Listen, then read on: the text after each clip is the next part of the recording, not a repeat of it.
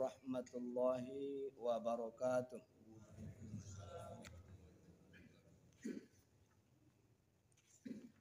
Innal hamdalillah nahmaduhu wa nasta'inuhu wa nastaghfiruh wa na'udzu billahi min shururi anfusina wa sayyiati a'malina. May yahdihillahu fala mudilla lahu wa may yudlil fala hadiya lahu. Asyhadu an la ilaha illallah wahdahu la syarika lah wa asyhadu anna Muhammadan abduhu wa rasuluh la nabiyya wa rasula ba'dah. Allahumma salli ala Muhammad wa ala alihi wa ashabihi wa mawala.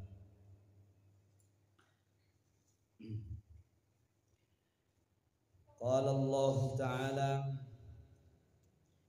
ya ayyuhalladzina amanu taqullaha haqqa tuqatih wa la tamutunna illa wa antum muslimun. Wa qala sallallahu alaihi wa alihi wa sallam innal kafira yudrabu darbatan baina aynayhi fayasma'u kullu dabbatin ghaira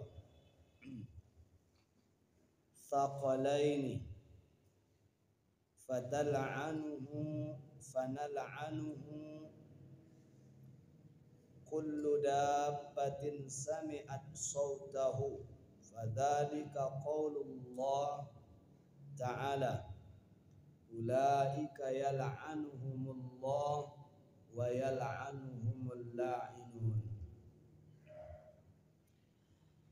Hadis dari Sulaim Ammar ibnu Muhammad Lais ibnu Abi Sulaim dari Al-Minhal ibnu Amr dari Zazan Abu Umar dari Al-Barra ibnu Azib. Rasulullah sallallahu alaihi wasallam bersabda ketika beliau menghadiri satu jenazah, dan beliau berkata, sesungguhnya orang-orang kafir itu dipukul dengan sekali pukulan di antara kedua matanya. Semua makhluk yang hidup mendengarkan jeritannya selain thaqalain, jin dan manusia. Fatala'anuhu kullu dabbah, maka semua hewan yang mendengar suaranya melaknat. Maka itulah yang difirmankan oleh Allah Subhanahu wa ta'ala, ulaika yal'anuhumullah wa yal'anuhumul la'inun. Mereka itu orang-orang yang dilaknat oleh Allah dan para malaikat serta makhluk yang dapat melaknat. Al-Baqarah ayat 159. Bapak-bapak, ibu-ibu jamaah yang dirahmati Allah, bersyukur kita kepada Allah Jalla Jalaluh. Pada malam hari ini kita masih diberikan kesehatan, kesempatan untuk menghadiri kajian rutin pekanan yang insya Allah tentu kita berharap dengan kehadiran kita di kajian rutin ini akan dapat menambah keyakinan kita di dalam menjalankan perintah-perintah Allah untuk menjadi orang yang bertakwa, sekaligus menjauhi larangan-larangannya, karena itu merupakan syarat daripada ketakwaan kepada Allah Jalla Jalaluhu. Sekaligus juga menambah ilmu dan sekaligus amal. Bapak Ibu yang dirahmati Allah,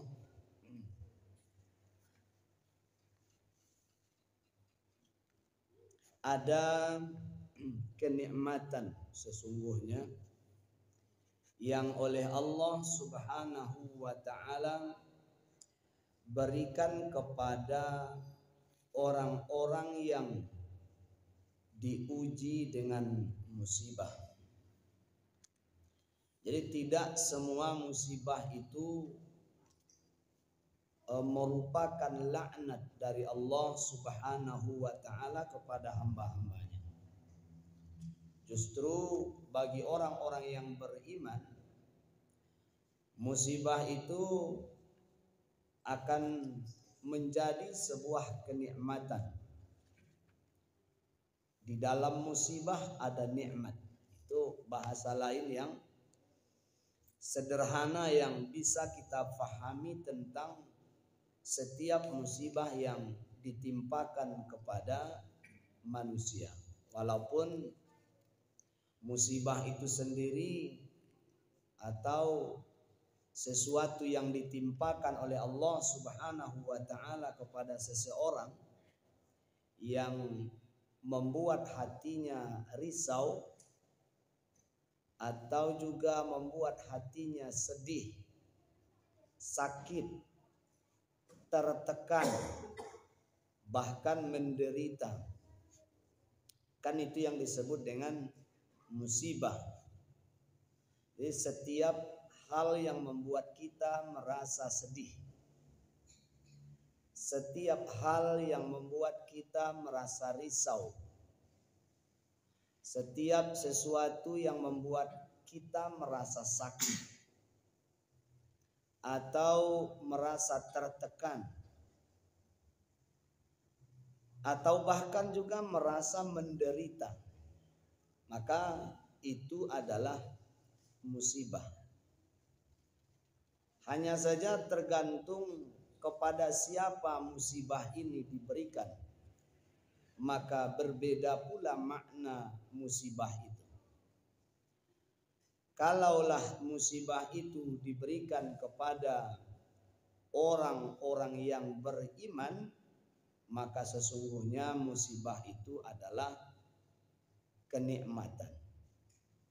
Tapi bagi orang-orang yang memang memiliki pengetahuan tentang musibah yang datang itu,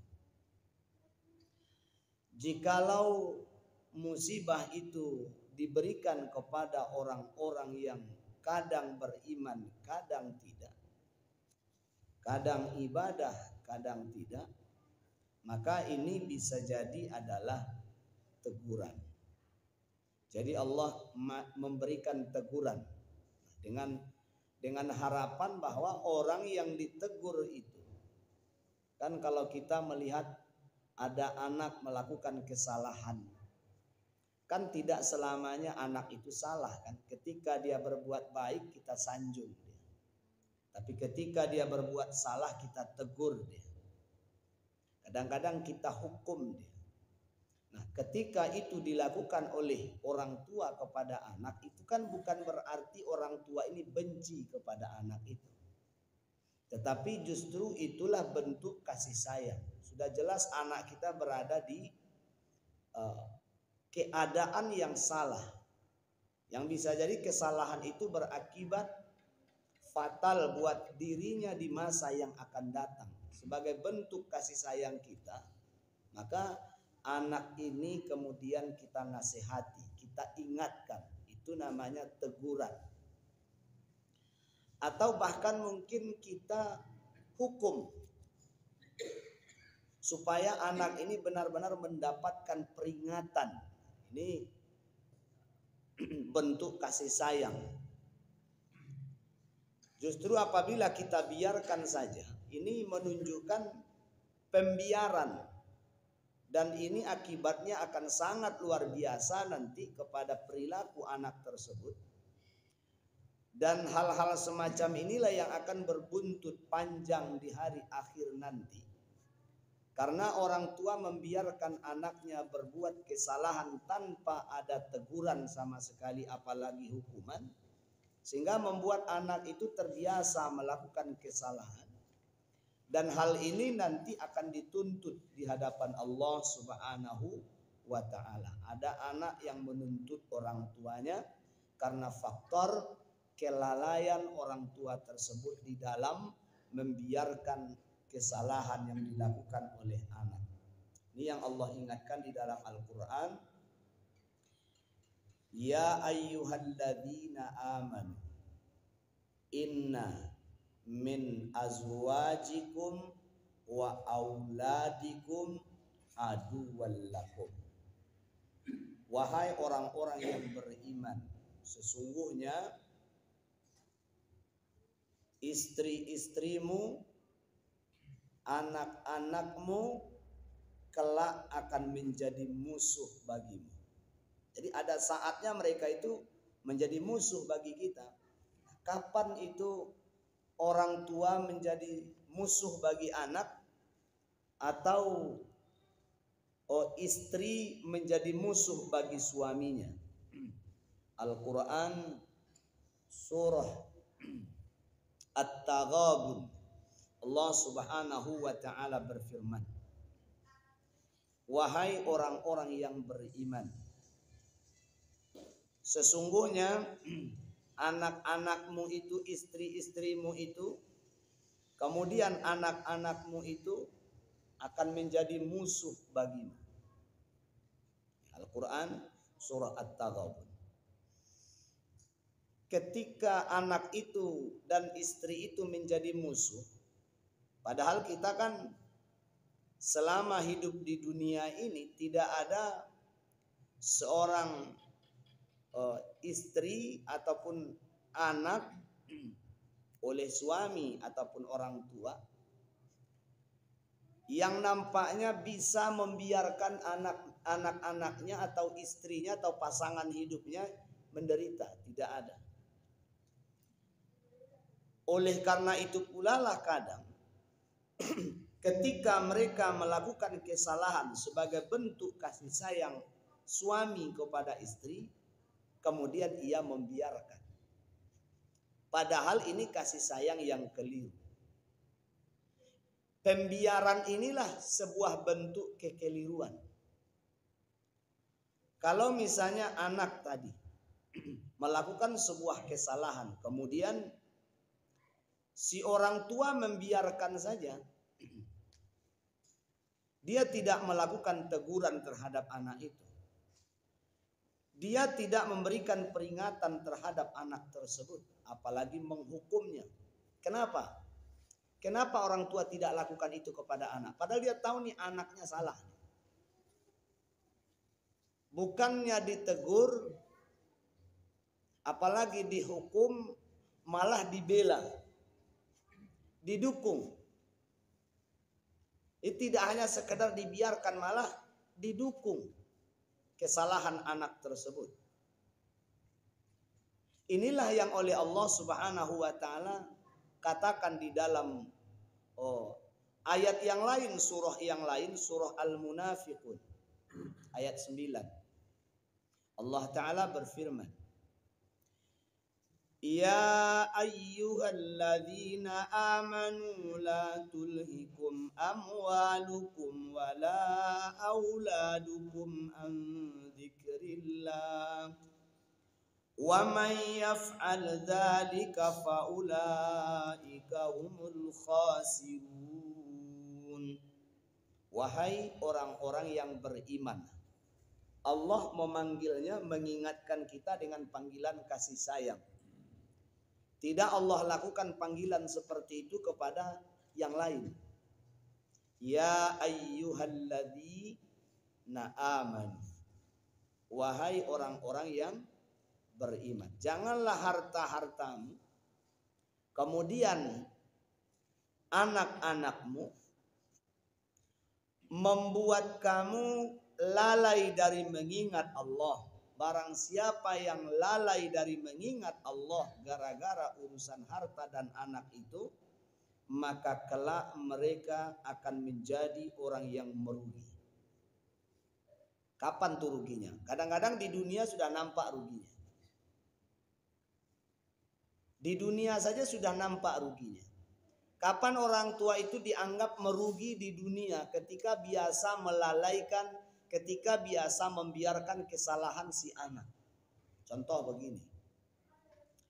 Anak tidak sholat, orang tua biarkan saja. Tidak ditegur, tidak diingatkan. Allah katakan, ini kan pembiaran. Nah, pembiaran itu disebut dengan perbuatan yang lalai. Jadi ketika kita biarkan anak-anak kita berbuat kesalahan, kesalahan terbesar itu apa itu? Ketika anak tidak sholat. Itu kesalahan terbesar orang tua itu. Kalau dibiarkan, ini kesalahan terbesar orang tua. Ketika anak perempuan buka-buka aurat, itu kesalahan terbesar orang tua itu ketika membiarkan. Kapan dia mendapatkan kerugian itu? Kan Allah katakan di penghujung ayat itu, ulaika humul khasirun. Wa may yaf'al dzalika fa ulaika humul khasirun. Siapa yang melakukan itu? Artinya disebabkan harta, disebabkan anak lalai dari mengingat Allah. Lalai dari mengingat Allah itu tidak hanya bermaksud bahwa ketika datang panggilan untuk sholat, kemudian kita tunda tuh sholat itu. Atau ketika kita dihadapkan kepada halal dan haram, kemudian kita memilih untuk bersama, walaupun tidak melakukan, tetapi ada bersama dengan perbuatan yang haram itu. Dia tidak ikut memakannya.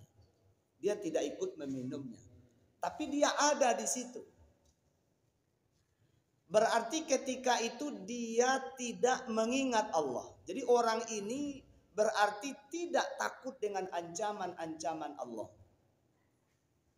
Berarti dia masuk kategori orang yang lalai. Karena dia tidak ingat betapa dahsyatnya ancaman Allah terhadap perbuatan tersebut.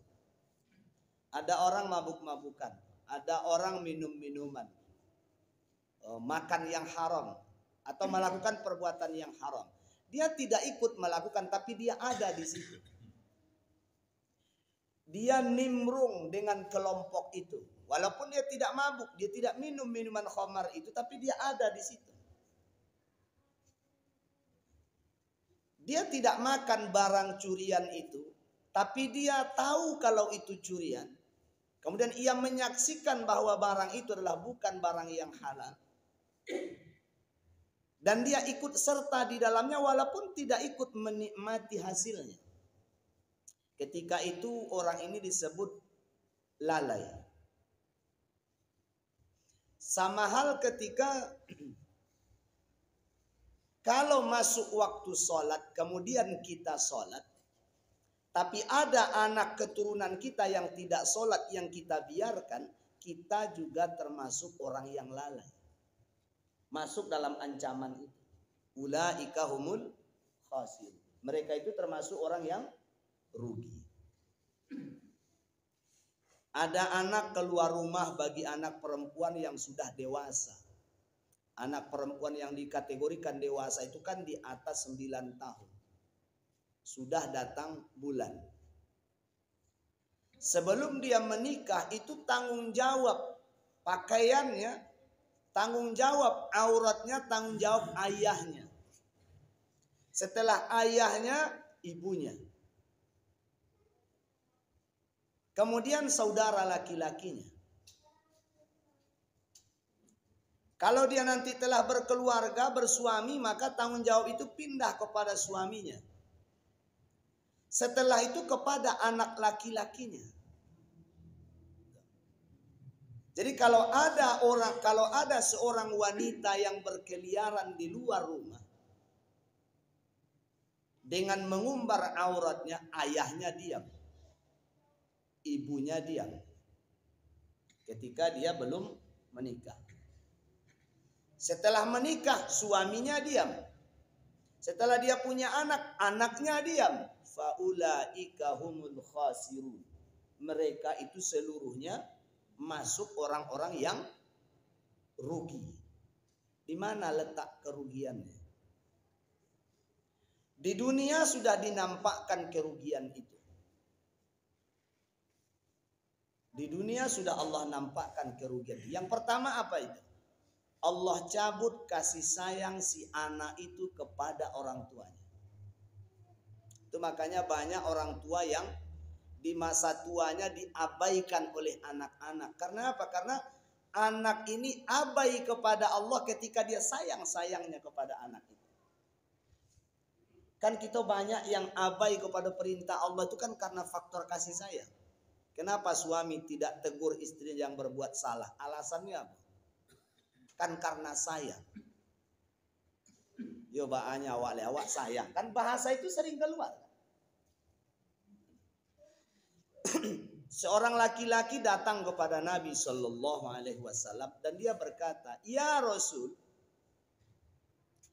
sesungguhnya istriku tidak pernah menolak uluran tangan laki-laki. Kata Rasulullah, ceraikan. Artinya apa itu?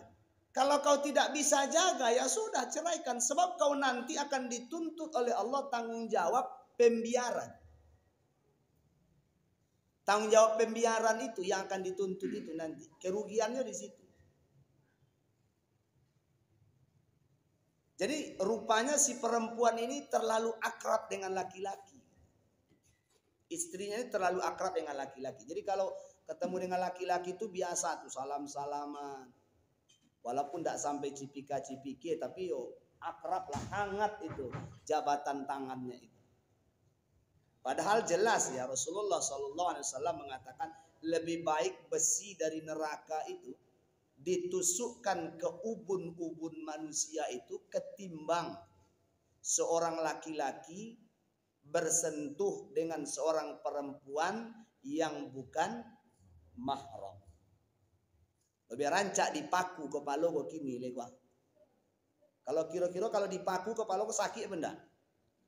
Tapi itu jauh lebih baik ketimbang merasakan siksanya pada hari akhir nanti akibat daripada persentuhan itu. Membiasakan bersentuhan itu. Nah, ini yang oleh laki-laki ini dilaporkan kepada Nabi bahwa istrinya itu terlalu ramah tangannya kepada orang. Setiap ada orang laki-laki yang datang, selalu dia ulurkan tangannya untuk berjabat tangan. Nah, oleh Nabi ini dianggap wanita tidak baik. Kata Nabi, sudah tinggalkan saja. Kau ceraikan dia. Nah, apa alasan si laki-laki itu ternyata? Saya terlalu menyayanginya ya Rasul. Tidak bisa saya berpisah dengannya. Kalau berpisah bisa-bisa menderita saya. Jadi benar-benarlah orang ini makan hati ya. Tidak hanya sekedar makan hati berulam jantung lagi. Dicoraikan beko sakit. Indah dicoraikan beko awak cemburu. Itu kan dilema ini. Jadi dari sini nampak ketegasan itu bahwa rupanya ada kerugian nih, ada kerugian besar. Bagi seorang ayah ketika membiarkan anak perempuannya atau suami membiarkan istrinya melakukan kesalahan. Kesalahannya itu barangkali kita anggap kecil. Contohnya Bapak Ibu. Besarkah menurut Bapak Ibu kesalahan seorang perempuan yang sudah bersuami bersalam dengan laki-laki lain? Besar enggak kesalahan? Menurut awak? Menurut logika kita, akal kita, besar enggak kesalahan? Kebiasaan orang tidak menganggap itu tidak salah menurut banyak orang. Ditanya nih rata-rata orang, kesalahan besarkah seorang istri bersalaman dengan laki-laki lain? Contoh, kadang-kadang suaminya malah yang nyuruh. Ada tamu laki-laki yang salam-salam. Iko udah awak aku, iko kenalan awak. Ini yang disebut dayus. Salah satu, ada tiga golongan manusia. La yukallimuhumullahu yaumal qiyamah. Wala yuzakkihim. Wala yanzuru ilaihim wala yuzakkihim. Yang Allah tidak akan pernah memandang kepadanya pada hari kiamat dengan pandangan rahmat. Bahasanya Allah Ta'ala itu tidak mau basobok di orang. Muak sekali Allah Ta'ala kepada orang ini. Sampai-sampai Allah tidak mau melihat tampangnya. Kan awak kalau lah habis bonci ke orang itu kan ketika nyelat tangga suruh nyopoin dia tidak tuju mencoliknya. Ada tidak bahasa itu di kita? Ada. Menunjukkan apa itu? Menunjukkan rasa senangkah atau menunjukkan marah? Kau menunjukkan marah. Suruh nyopoin dia siko, tidak tuju dan ada siko. Saya tidak sudi melihat wajahnya. Kalimat itu sering kita dengar. Ini kan gambaran betapa orang ini sangat tidak suka dengan orang yang dia suruh pergi itu, sampai-sampai dia mengatakan tidak sudi melihat wajahnya. Allah juga seperti itu. Ada orang yang Allah tidak sudi melihatnya. Bayangkan ini.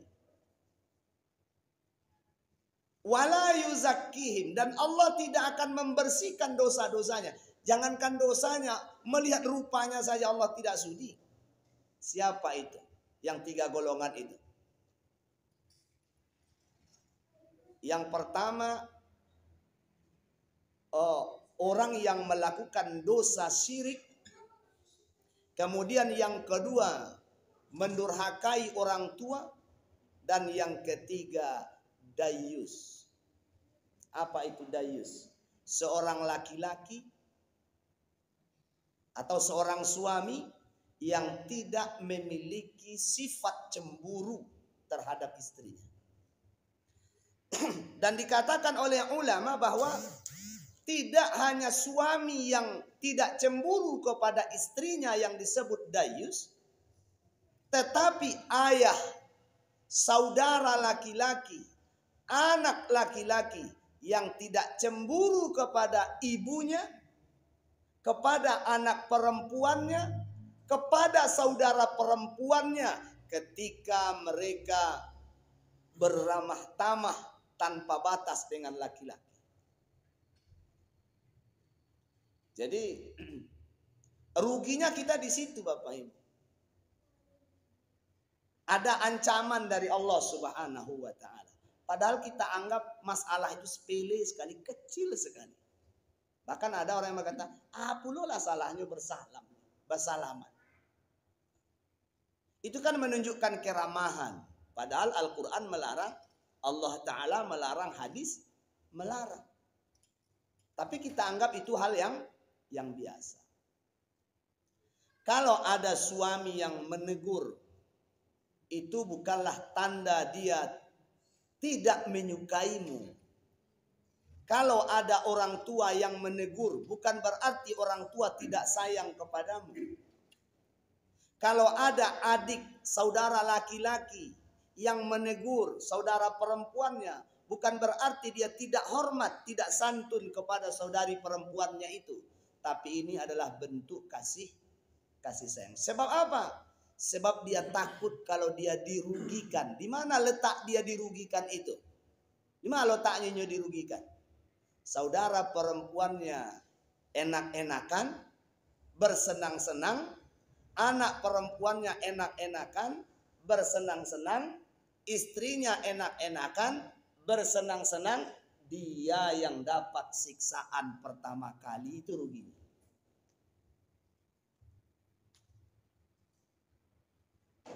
Jadi istilah awak mengatakan urang nan makan jubada, awak nang kanai gotah. Kalau sekedar botahnya saja bisa lah, pada dia minyak kok hilang. Tapi kalau siksanya kok akan cari menghilangkan. Satu, letak kerugiannya di situ. Yang kedua, kita tidak ada wibawa di hadapan orang lain. Situ letak ruginya, Pak. Kita tidak ada wibawa di hadapan orang lain. Sebagai suami, sebagai ayah, sebagai saudara laki-laki, tidak ada wibawa kita. Orang akan belantehangan saja gitu. Yang ketiga, apalagi ruginya kalau ada orang tua yang membiasakan itu, menganggap itu hal biasa saja. Coba lihat nanti setelah dia berkeluarga. Allah akan cabut rasa sayang dari hati anak ini kepada orang tuanya itu. Sehingga anak tak peduli dengan orang tuanya. Kenapa? Karena atas rasa kasih sayanglah dulu si ayah membiarkan anak ini bergelimang dosa. Maka ketika orang tua ini susah nanti di masa tuanya, butuh pertolongan, butuh perawatan, butuh perhatian, butuh tempat tinggal, butuh belanja, Allah tidak akan berikan kasih sayang di hati anak kepada orang tuanya. Maka ada anak yang tega kepada orang tuanya. Ada anak yang justru menyalahkan orang tuanya. Ada anak yang abai terhadap orang tuanya. Kenapa? Karena orang tua terlalu sayang kepada anak, dia biarkan anak ini berdosa. Dan Allah tidak mau itu terjadi. Dan Allah sudah ingatkan itu kepada kita. Apalagi melakukan maksiat kepada Allah Subhanahu wa taala atas nama cinta keluarga. Awak bermaksiat kepada atas nama cinta keluarga, dek cinta kepada anak, keturunan awak, kita lakukan maksiat. Misalnya kalau dia pejabat, dia korupsi untuk anak-anaknya. Kalau dia pedagang, dia menipu untuk anak-anaknya. Dia curang untuk anak-anaknya, untuk istrinya. Nanti Allah cabut kasih sayang itu dari hati anak dan istri kepada dirinya. Berapa banyak suami yang di masa tuanya diabaikan oleh istrinya. Tidak diacuhkan, tidak diurus. Gara-gara apa tuh? Padahal dulu masa sehatnya mati-matian nih suami. Bahkan rela melakukan dosa untuk memenuhi tuntutan istrinya. Tuntutan anak-anaknya. Tapi begitu dia sakit, istri malah tak peduli. Kenapa? Karena Allah sudah ingatkan, ang dulu yuang kece Allah. Masa mudo-mudonya dulu. Masa jaya-jayamu dulu. Atas nama sayang kepada istri dan anakmu, kau abaikan peringatan. Nah sekarang ini kerugian yang akan kau dapati. Artinya apa? Air madu dibalas dengan air tuba. Kenikmatan hidup yang sudah dia tawarkan kepada istri dan anaknya semasa dia kuat. Dengan melanggar aturan-aturan Allah. Waktu sholat datang dia tak sholat. Waktu puasa datang dia tak puasa.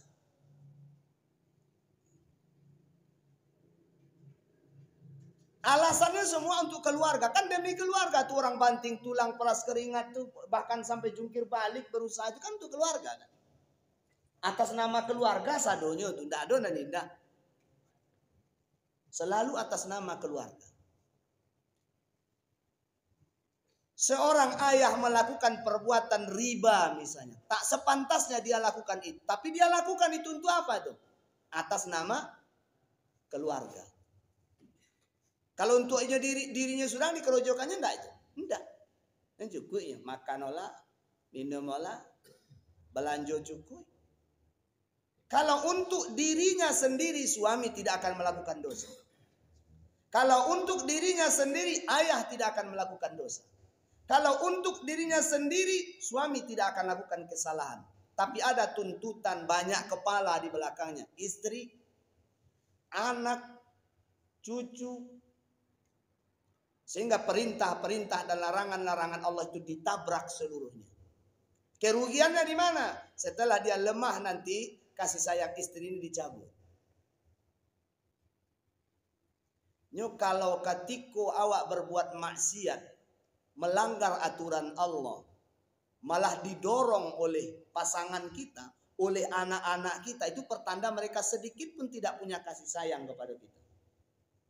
Tandonyo lah tidak sayangnya kawan. Mau buktinya awak kemasukan neraka dibiarkannya, malah didorongnya. Torui pa. Lah jole jurang di muka wa ake cana torui pa.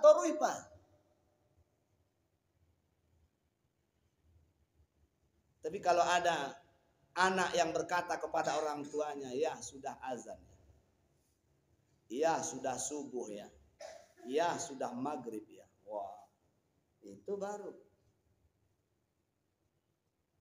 Kalau ada istri yang berkatakan ini salah nih, ini salah ini, itulah bentuk kasih sayang yang sesungguhnya. Walaupun kadangkala menurut kita itu tidak mengenakan. Kan tabiat laki-laki itu tidak suka disebut salah. Jadi bahasa lagi yang mestinya diperindah oleh setiap pasangan itu bagaimana cara menyampaikan keinginan itu kepada pasangan kita yang seolah-olah tidak menyalahkannya. Walaupun tindakan itu benar. Ini banyak itu. Laki-laki tidak menyenangi larangan pasangannya karena apa? Karena mengatakan salah. Kalau lah salah disobui ya, laki-laki langsung bantiang sekali. Itu rata-rata tabiat sifat yang dimiliki oleh laki-laki. Dia tidak mau dikatakan bersalah. Nggak mau dikatakan bersalah. Itu tabiat, sifat. Jadi bahasanya yang akan dirubah. Padahal yang dikatakan itu benar. Dan setiap orang yang disalahkan itu, dia akan berpikir walaupun ketika itu dia mengatakan dia tidak menerima, ini tidak suku, tapi setelah ini akan dipikirkan. Dan dia akan berusaha untuk merubahnya, tapi jangan sampai diketahui oleh pasangannya kalau dia berubah gara-gara nasihat pasangannya. Itulah tabiat kebanyakan. Jadi caro. Letak kerugiannya itu di mana tuh letak kita rugi sebagai orang tua ketika membiarkan anak itu berbuat salah. Ketika anak tidak sholat. Nanti ketika kita mati yang terpenting sholat anak kan. Benar nak? Ketika kita mati yang terpenting sholat anak. Bukan doa anak, sholatnya anak. Kalau anak berdoa saja tak sholat sampai tidak kepada kita.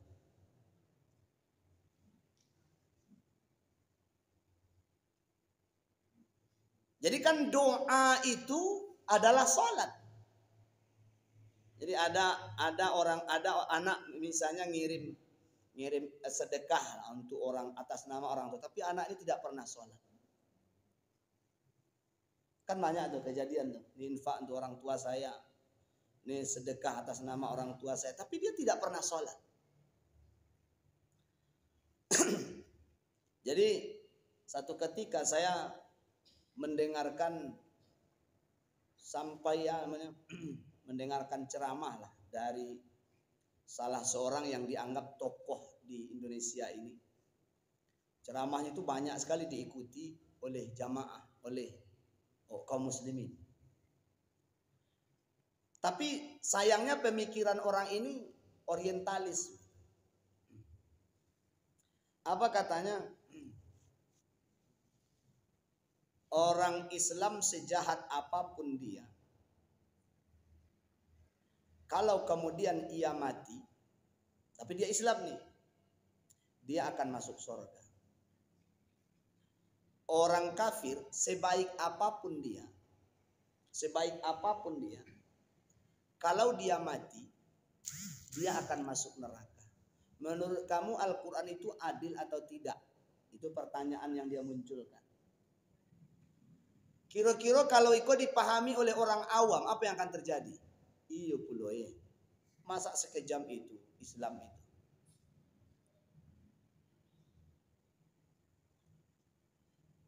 Dan ini juga yang pernah dan sebenarnya persoalan ini sudah lama ini. Di zaman Rasulullah ini sudah pernah ditanyakan oleh Aisyah kepada Rasul Shallallahu Alaihi Wasallam tentang ada orang di masa jahiliyah itu baik sekali orangnya, baik sekali, suka sekali menolong orang lain. Artinya di kampung itu orang ini orang terbaik lah pokoknya. tapi dia tidak Islam. Nah, apa kata Rasul sallallahu alaihi wasallam? Ya neraka. Bahkan Allah sendiri menjelaskan di dalam Al-Qur'an surah Al-Bayyinah, innal ladzina kafaru min ahlil kitab wal musyrikin fi nari jahannam. Sesungguhnya orang-orang kafir dari ahlul kitab itu dan orang-orang yang musyrik yang menyekutukan Allah, siapa saja mereka? Di mana tempat mereka itu? Fi nari jahannam. Allah sudah sediakan bagi mereka tempat yang disebut dengan neraka jahannam. Mau sebaik apapun dia. Jadi yang ponis bagi mereka itu neraka itu bukan kita. Yang ponis mereka itu ke neraka itu juga bukan Rasul, tetapi Allah langsung. Makanya Rasulullah katakan orang itu masuk neraka. Karena Allah yang sebutkan, innalladzina kafaru min ahlil kitabi wal musyrikina fi nari jahannam khalidina fiha. Di dalam nerakanya tidak pula tanggung-tanggung, kekal. Kekal dia. Nah, kita sebagai orang yang beriman ya mengimani itu. Mempercayai itu. Jadi Bapak Ibu kaum muslimin yang dirahmati Allah, kalaulah musibah itu tadi datangnya kepada orang yang kadang baik kadang buruk, maka itu disebut dengan teguran. Allah sedang menegur. Nah, makna teguran ini apa nih? Karena Allah masih berkasih sayang kepadanya. Nah, itulah nikmatnya setiap kejadian yang datang itu, Bapak. Jadi kalau dipahami dengan iman, tidak ada peristiwa yang datang kepada kaum muslimin itu yang buruk. Tidak ada. Sadonya elok. Jadi makanya kata Nabi, mengherankan sekali perkara yang menimpa kaum muslimin itu. Menakjubkan sekali.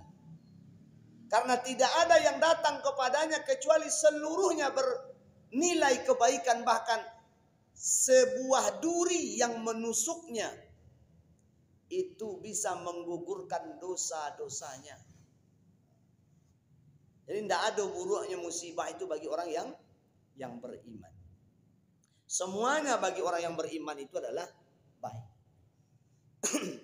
Di dalam beberapa hadis Rasul sallallahu alaihi wasallam bersabda, la yusibu a'adam minal muslimina musibah fayastarji'u inda musibati thumma yaqulu Allahumma ajurni fi musibati wakhluf li khairan minha illa fu'ila dzalika bih. Tidaklah ada seorang dari kaum muslimin ditimpa musibah lalu dia membaca doa istirja, inna lillahi wa inna ilaihi raji'un. Segalanya datang dari Allah. Inna lillah wa inna ilaihi raji'un. Dan akan kembali kepada Allah. Istirja, makna sederhana istirja kan seperti itu. Segalanya datang dari Allah dan kembali kepada Allah. Itu makna sederhana dari doa istirja itu. Kemudian dia membaca Allahumma ajurni fi musibati. Apa itu? Allahumma ajurni fi musibati. Ya Allah, berikanlah pahala yang sempurna dalam musibahku ini. Wakhluf li khairan minha. Dan berikanlah ganti kepadaku yang lebih baik daripadanya. Kecuali kata Nabi SAW, Allah akan mengabulkan doa-doanya. Jadi ketika Ummu Salamah ditimpa musibah kematian suaminya Abu Talha, kemudian ia membaca doa itu. Setelah dia baca doa itu, dia berpikir, kan dia tadi kematian suami, dia baca doa itu, Allahumma ajurni fi musibati wakhluf li khairan minha. Ya Allah, berikan aku pahala yang sempurna atas musibahku ini dan gantikan yang lebih baik daripadanya. Berpikir dia setelah berdoa itu. siapalah laki-laki yang lebih baik daripada suamiku dari Bani Salamah ini. Dipandangnya sado laki-laki di kampungnya itu ndak ado na lebih helok pada lakinya le. Sementara dia meminta berikan ganti yang lebih baik. Tadinya dia pesimis dengan doa itu, kok doa aku kan ndak akan dikabulkan. Habis masa iddahnya Allah perintahkan Nabi ke rumahnya untuk melamarnya. Adakah lagi laki-laki yang lebih baik daripada Rasulullah? Tidak boleh.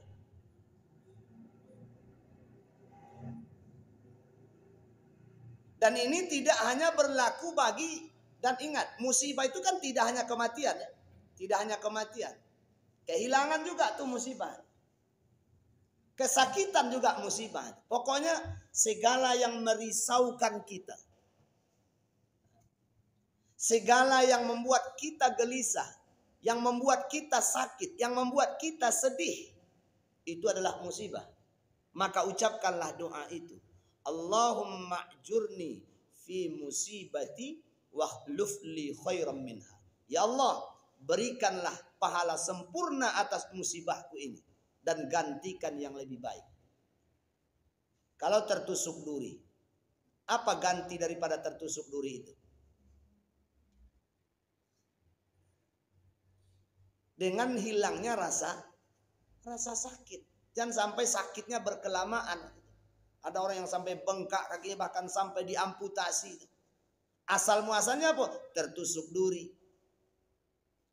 Cuman kan bukan hanya tertusuk duri saja yang menjadi penyebab sehingga dia menderita sakit separah itu. Ada sebab-sebab lain. Karena gulanya berlebih selama ini. Tapi dengan berdoa kepada Allah seperti itu, maka Allah akan buat dia tidak merasakan sakit yang lebih parah lagi daripada itu. Dan Allah hilangkan rasa sakit itu serta mudarat yang akan muncul daripada tertusuk duri tersebut.